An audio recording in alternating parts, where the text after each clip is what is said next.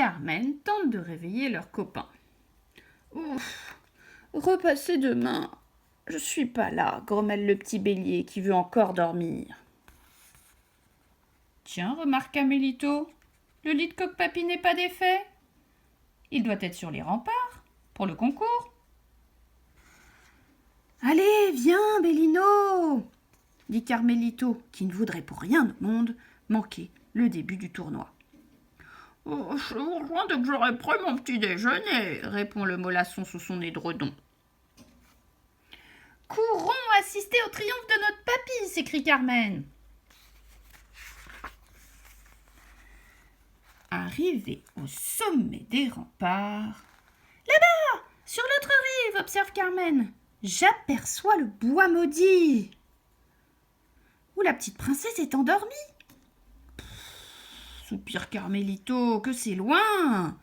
Même le plus fort des cris ne traversera jamais cette immensité. Tiens, c'est curieux, remarque le petit poulet. Je ne vois pas notre papy. Mais voici que s'avancent les premiers concurrents. Le chevalier Braillard, messire de la Haute-Glotte, Édouard le Sourd, le seigneur de Perce-Oreille, Hubert de Cri-Perçant. L'épreuve peut commencer. Pendant ce temps, Bellino, qui ne peut démarrer sa journée le ventre vide, est parti chercher à manger. En route, il bute sur la lanterne de Coq-Papy. « Eh ben, une chance que je sois passé par ici, » se dit le petit bélier. « Bah, et son tambour aussi. Et tout cassé. Mais quel étourdi, ce papy. » Ah, le coq noir est également passé par là. Tous les habitants sont rassemblés sur les murailles. Une chose intrigue Carmen. Mais pourquoi ne pas s'approcher plus près du bois où dort la princesse? Ce serait plus facile. Hélas, leur apprend le Pandore, la rivière est maudite, elle aussi. Impossible de pêcher, d'abreuver les chevaux, de laver son linge, de naviguer, de se baigner, de puiser de l'eau, sans être à son tour victime du maléfice, et s'endormir. Cette malédiction, c'est pire que la peste.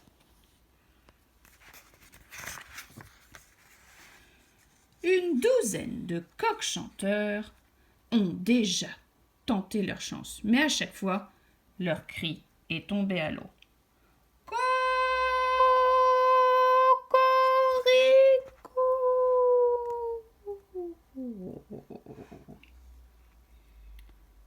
Malgré leurs efforts, la petite princesse en sa prison de ronces continue de dormir sur ses deux oreilles.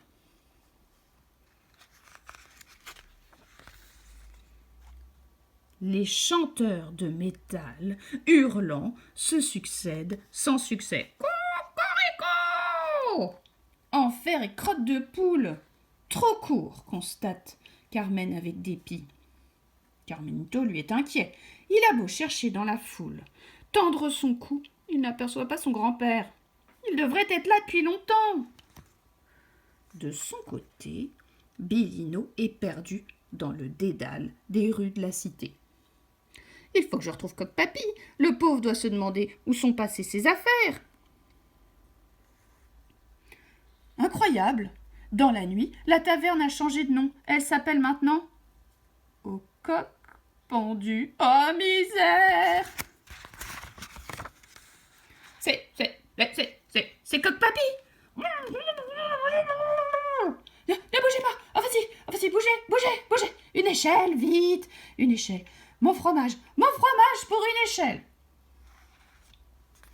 Sur les remparts, voilà que s'avance le coq noir. Place au futur vainqueur. Allez, oust, du balai les croquants, retournez dans votre cambrousse. Nom d'une poule, s'emporte Carmen. Il commence à m'échauffer la crête, celui-là. On t'a jamais appris à la politesse, gros furouillé? Carmélito se plante courageusement devant l'arrogant. Coq-Papy va arriver et rabattre ton caquet, coq noir. Atteindre l'autre rive sera pour lui un jeu d'enfant. Ah ah ah ah! Quelque chose me dit que vous allez attendre longtemps. Pourquoi tu dis ça? Explique-toi. Tu sais où est notre papy? Il ne viendra pas, les mômes. Disons qu'il a suspendu ses activités. Ha ha ha ha! Le coq noir, à la lourde armure, prend place. Déjà sûr de son triomphe, il ouvre un large bec et crac! Coule comme une enclume.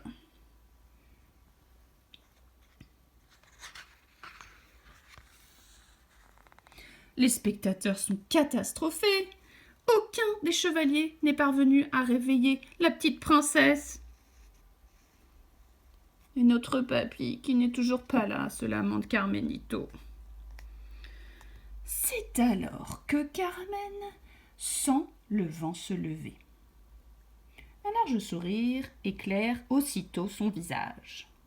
« Carmelito !» s'écrie la poulette. « Tu dois chanter !»« Moi, oh non, non, non, non, je suis bien trop petit pour réussir un tel exploit. »« Fais-moi confiance, frérot, à mon signal. Tu respires un grand coup et tu lances le plus beau des cocoricots. »« Vous êtes notre dernière chance, petit paysan, supplie le Pandore. »